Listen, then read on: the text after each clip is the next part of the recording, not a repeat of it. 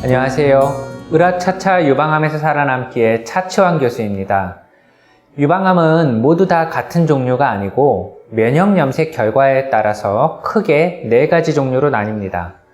면역염색법이란 조직검사를 통해서 얻은 유방암 검체에 항체라는 것을 붙여서 에스트로겐, 프로게스테론, 그리고 홀투 등의 유방암 특이 표적 단백질들이 얼마나 암세포에 발현되어 있는지를 구분하는 것입니다. 이에 따라서 여성 호르몬 수용체 발현 유무가 나뉘어지고 홀투 발현 유무가 나뉘어지죠. 그렇다면 호르몬 수용체가 있는 루미날 타입과 홀투가 발현된 홀투 양성 타입, 그리고 모든 표적 단백질들이 다 발현되지 않은 3중 음성 유방암으로 나뉩니다. 이 중에 3중 음성 유방암은 에스트로겐, 프로게스테론, 홀투 이 3가지 표적들이 모두 음성, 즉 모든 표적이 발현되어 있지 않기 때문에 영어로는 트리플 네거티브라고 부르기도 합니다. 약자로 TNBC라고도 하고 전체 유방암의 약 15% 정도를 차지합니다. 이러한 3중 음성 유방암은 매우 고약합니다. 제 경험상 가장 치료가 어려운 암이고 또한 예후가 매우 나쁜 암이기도 합니다. 그 이유는 밝혀진 치료 표적이 거의 없기 때문입니다. 3중 음성 유방암은 다음과 같은 고유한 특징들을 가집니다. 첫째, 매우 빠르게 자라고 공격적입니다. KI67 지수라는 것이 있는데요. 암의 증식 능력을 반영하는 면역염색 결과로 대개 퍼센트 값으로 제시됩니다. 3중 음성 유방암은 이 값이 높은 특성을 갖는데요. 그만큼 암이 공격적으로 빠르게 자란다는 뜻이겠죠. 주변 조직을 침윤하는 특성을 보이고 조직학적인 암의 등급도 높은 편입니다. 따라서 유방암의 크기가 5mm 이상만 되더라도 항암 치료를 반드시 해야 됩니다. 다른 치료 표적이 없기 때문에 항암 치료가 우선시되는 것이고요. 작은 크기의 암도 간과해서는 안 됩니다. 두 번째, 3중 음성암은 수술 후 5년 이내에 재발이 흔하고요. 특히 수술 부위, 그러니까 유방 주변이라든지 겨드랑이 림프절, 피부 등의 재발이 잦습니다. 이를 구역재발이라고 하죠. 많은 재발 환자들이 상처 주변이라든지 수술한 쪽 유방에 재발하곤 합니다. 또한 구역재발을 넘어서 원격전이, 그러니까 다른 장기로 재발하는 경우들도 흔한데요. 특히 뼈뿐만 아니라 폐나 간, 뇌로도 재발할 수 있습니다. 사실 호르몬 수용체 양성인 루미날 타입의 유방암은 뼈로 전이되는 경우가 많은데요. 이 경우에는 방사선 치료도 가능하고 뼈라는 장기 자체는 생명을 주관하는 바이탈 장기가 아니기 때문에 그래도 예후가 좋은 편입니다. 그렇지만 3중 음성암이 폐, 간, 뇌, 복막 등으로 재발하는 경우에는 우리 생존에 치명적일 수 있어서 예후가 나쁩니다.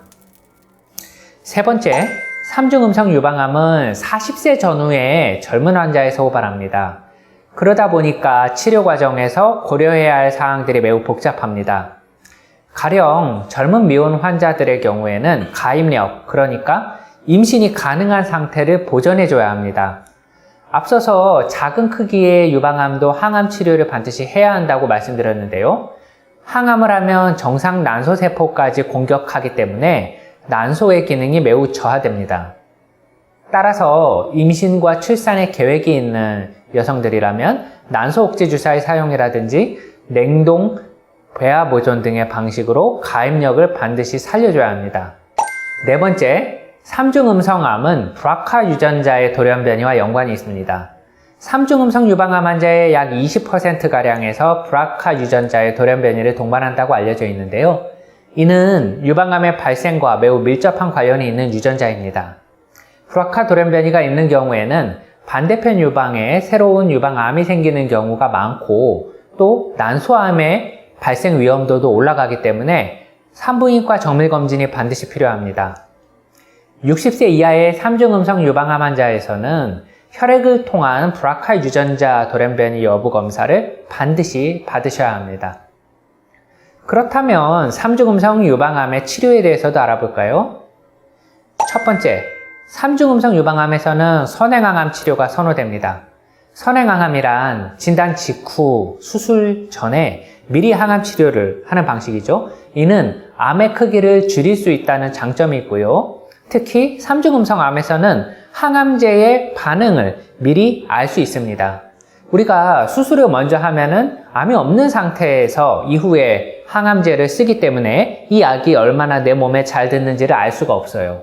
그렇지만 수술 전에 항암 치료를 미리 하면은 항암제의 반응을 우리 몸에서 정확하게 알 수 있고요. 만일 항암제가 안 듣는다면 약을 바꾼다든지 혹은 수술을 먼저 한다든지 하는 최적의 치료 전략을 세울 수가 있습니다. 그리고 수술을 했을 때 암세포가 만일 남아있다면 이 암세포들은 항암제에도 살아남은 녀석들이기 때문에 매우 고약한 암세포입니다. 이때는 추가적으로 먹는 항암제, 우리가 젤로다라고도 부르는 카페시타빈을 수술 후 보조요법으로 반드시 사용해야만 합니다.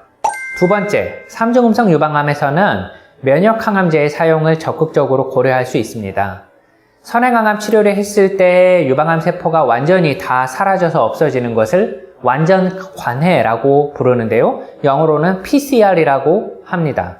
이렇게 항암제에 대한 반응이 굉장히 좋은 환자들은 수술 후의 예후가 매우 좋다고 알려져 있습니다. 면역 항암제 중에서 키트루다라고 불리는 펜브로리주맙을 다른 항암제들과 함께 병용해서 투약하는 선행항암 화학요법은 완전 관해율 PCR이 무려 65%에 이릅니다.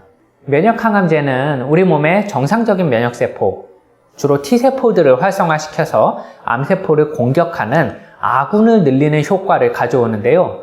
이를 통해서 3중 음성 유방암을 효과적으로 제거할 수 있는 것입니다.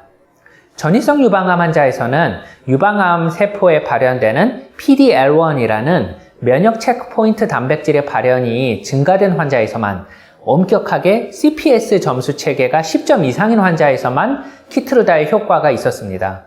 그렇지만 선행항암 치료의 대상이 되는 고위험군인 조기 3중 음성 유방암 환자에서는 이 PD-L1의 발현에 관계없이 키트루다가 매우 좋은 치료 성적을 보였습니다. 암의 재발을 약 37%나 낮춰주는 장기 추적 결과가 보고된 바도 있습니다. 따라서 2기 이상의 3중 음성 유방암 환자에서는 반드시 수술 전 후에 키트루다를 사용하실 것을 저는 권유드립니다. 세 번째, 파프 억제제의 사용을 고려할 수 있습니다. 앞서 3중 음성 유방암이 브라카 유전자의 돌연변이와 연관이 있다고 말씀을 드렸는데요. 파프 억제제는 브라카 돌연변이를 동반한 환자에서 유방암 세포의 성장을 효과적으로 막는 표적 치료제입니다. 암세포의 DNA가 손상되면 이를 복구하기 위한 생물학적인 경로들이 다양하게 활성화되는데요. 파프 억제제는 브라카 변이가 있는 유방암 환자에서 이러한 경로를 모두 차단하는 소위 synthetic lethality의 기전을 통해서 암세포를 선택적으로 죽입니다. 이 그림을 보시면 의자가 암세포를 상징하는데요.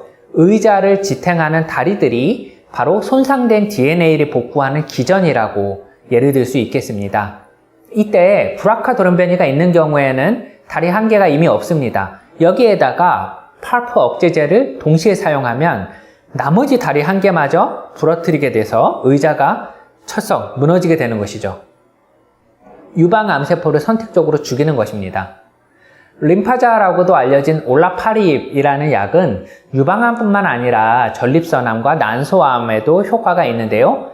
헐투 음성인 고위험의 조기 유방암 환자를 대상으로 한 올림피아라는 대규모 임상 연구에서는 수술 후 보조요법으로 림파자를 사용한 경우에 위약과 비교해서 사망 위험을 약 32%나 감소시키는 임상 효과가 있었습니다.